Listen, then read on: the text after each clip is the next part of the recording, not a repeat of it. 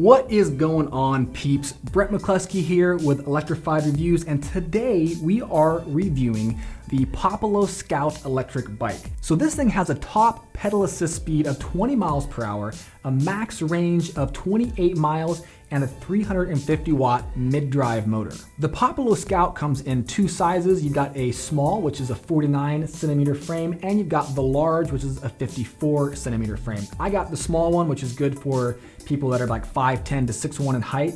I'm 5'10", 200 pounds, so that's perfect for me. This thing has been a lot of fun to review. It is an enormously practical vehicle, fun to ride, makes it feel like you're Lance Armstrong or kind of like a superhero when you're riding it with the pedal assist on.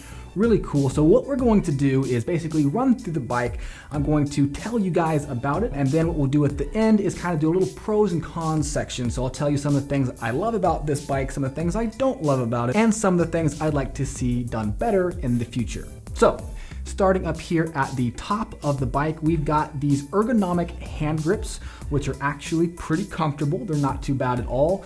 We've got the Shimano 8-speed gear shifter, and we've got the Tektro brake, which leads down to the rear Tektro 180 millimeter disc brake. In the middle of the stem, we've got the heads-up display. Now, the heads-up display on the Populo Scout is awesome. It's exactly what I like to see on heads-up display. It has honestly like everything you could possibly want for a heads-up display.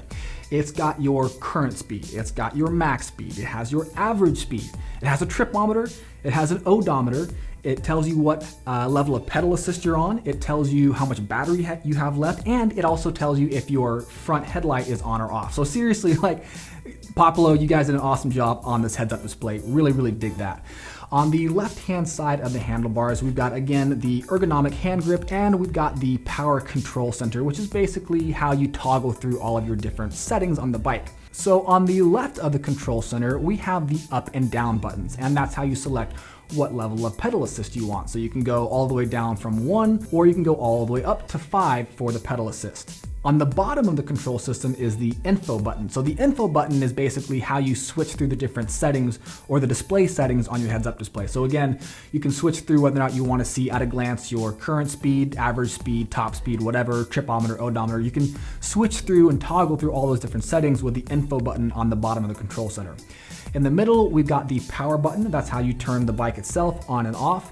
And on the top, you've got the button for the front headlamp. So if you hold that down, it'll turn the headlamp on, and if you hold it again, it'll turn the headlamp off. And if we go towards the front of the bike, we got the Suntour NEX E25 suspension, and we've also got this massive 700 by 48C tire with a max PSI of 60. So this thing is they're pretty big tires on the Populo Scout. And if we keep going down, we get to the Tektro 180 millimeter disc brake. So the stopping power on this thing is really, really good, especially since it's got front and rear disc brakes. I really like that about the Populo Scout. The stem and the entire frame is made out of aluminum alloy, so it gives the Populo Scout a relatively light weight of 60 pounds. Now on the down tube of the Populo Scout, you've got this awesome kind of semi-integrated battery pack right here. So the Populo Scout is rocking a Panasonic 36 volt by 13 amp hour battery. I really like this battery pack for a couple of main reasons. First is you've got this little button on the top of the battery that you can press,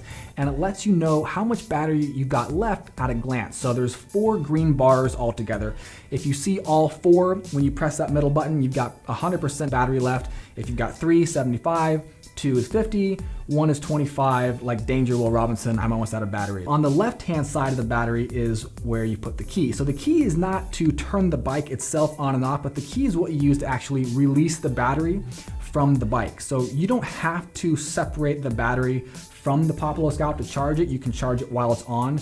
But it's kind of cool that you can take it off, because if you want, you can actually use the battery right here as like a portable battery bank. So on the right-hand side of the battery is a USB port, which is freaking dope, because you can use it to charge an accessory like up here on the handlebars, or like an extra light if you want to throw that on there. Or again, you can take it off and you can carry it with you. You can use it to like power all your devices on the go. So I really like that it's got a USB port on the battery. Awesome job, Populo. I love that you guys did that. At the bottom of the Populo Scout, we've got this Bafang 350 watt mid-drive motor. 350 watts is not the most powerful motor in the world, right? You're not going to be flying up hills. You're not going to be going 100 miles an hour. Heading to the back of the bike, we've got the Shimano Tourney TX derailleur that cycles through your 8 different gear settings. And again, you've got the rear 180mm Tektro disc brake. So let's talk about some of the pros. We'll put those up here, and some of the cons, which we'll put up here. I gotta start off with the range because, again, you know, I always talk about this, but when I do a range test, I'm really careful about documenting exactly how far I'm going, because to me that's kind of one of the most important aspects. A lot of companies really exaggerate their range. It's an estimate based on like best case scenario, you know. You're a light rider, you are in the lowest gear setting, you're not taking any hills, whatever.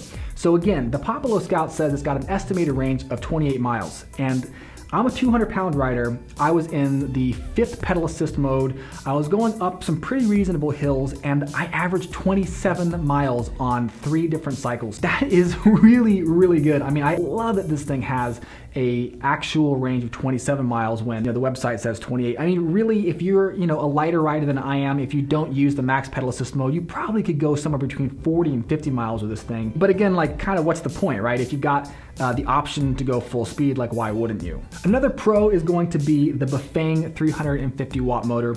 Again, this thing is pretty reasonably powerful. It does honestly kind of make you feel like you're Lance Armstrong, or just like that you're really fit. I mean, it kind of turns flat terrain into feeling like you're pedaling downhill, and it turns slight hills into feeling like you're pedaling on level ground. So it doesn't take away all of the exertion. Like, you're definitely going to raise your heart rate riding this thing, but it just makes you feel honestly like really powerful. So I dig the motor, and another thing I really like about this motor in particular is it's really quiet. It's weird. What it sounds like when it's running is kind of like just wind running by. Like, it's really whisper quiet. The heads-up display, definitely going in the pros column. This is far and above like the best heads-up display I've ever seen on an electric vehicle. I love that it has just all the information you could ever want. You know, the top speed, average speed, current speed, tripometer, odometer, what pedal assist level you're on, your battery level you've got left. I mean, it's got everything, and I really like that you can kind of customize it so you can get the information on there that you want, you know, so you can toggle between the settings. I really like that. I feel like it's a comprehensive readout. It's backlit, it's easy to see. Populo did a really good job on the heads-up display. They deserve some serious kudos for that, because I've seen way too many electric vehicles where, you know, it's got a heads-up display, but all it gives you is the battery reading, and it's like, man, why not just include everything else? Because you've already got this thing like linked into the electronics, to the battery. So I don't know. If other companies are watching this, take note of how Populo is doing their heads-up display, because it's really awesome. We're gonna put the brakes in the pros column as well. There's nothing like particularly spectacular or really awesome about the brakes, but there's front and rear disc brakes. It makes it so that you can have a lot of like confidence when you're going really fast. If you still need to stop on a dime, you know, it allows you to do that. So I dig that there's brakes in the front, and I dig that there's brakes also in the back. And the last thing for the pros column is going to be this battery. Again, I really like the battery. There's a lot of cool things about it. You've got this kind of function where you can check the battery level at a glance without having to turn the bike on. I dig that. I like that you can separate it from the frame so you can take it with you to charge, or you can use the USB port to charge your phone or whatever else, like wherever you are. You can throw it in your backpack, you can take it up to the office with you, take it home, like whatever. I like that it serves more than one purpose, right? It powers the bike, but it also can be used to power whatever else you want. Okay, so there's a lot of good things about this bike. Now, there's also some things that are some cons, right? So let's talk about some of the cons. Let's just get the biggest one out of the way first.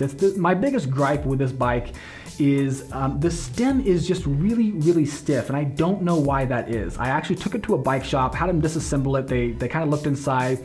The star nut that's inside the stem here is a little bit off center, and it might be putting some pressure on it. I don't really know what's going on, but it's kind of difficult actually to turn the handlebars, and it makes biking at higher speeds, I don't want to say unstable, but it makes it just difficult. Like, there's a lot of resistance, and I really don't like that at all.